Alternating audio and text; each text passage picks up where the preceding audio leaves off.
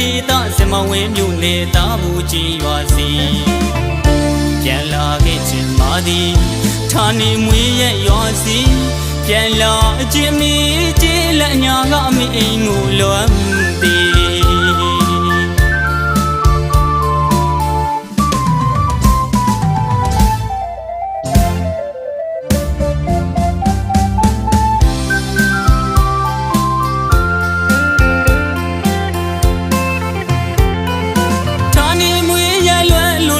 မကွေးတိုင်းဒေသစမဝင်းမြို့နယ်တာဘူးကြီးရွာစီ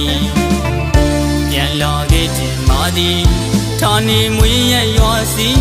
ပြန်လာခြင်းမီကျေးလက်ညာကမိအိမ်ကိုလွမ်းသည်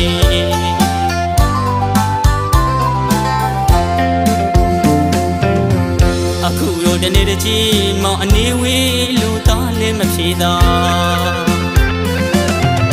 ရှောင်းဝေးလဲကလေးမအမေလွမ်းလို့မျိုးရင်အလွမ်းမြဲ့ရဆိုကမငူပါနဲ့တော့တာအမေအောင်မြင်တဲ့တနေ့ကျေးလက်ညာကအမေစီပြန်နေမယ်နေ့စဉ်နေရောလုံးမဲပြိုဖျားဖွဲတော်စီကလို့နော်စိုးကလူကူတော်တီရီတစ်ခေါင်မိုးကောင်းစီရီတော်နေ့တိုင်းွယ်လူတရွာလုံးပြို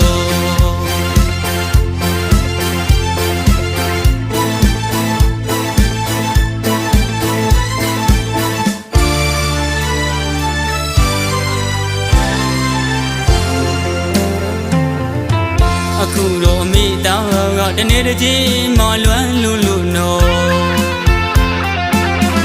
ရွာကိုပြန်ခဲ့ပါမယ်အမေပြန်လာခဲ့ပါမယ်အဖေအမေရဲ့နေမအလွမ်းမပြေ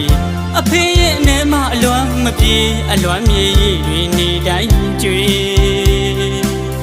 တားလဲလွမ်းနဲ့အဖေနဲ့အမေ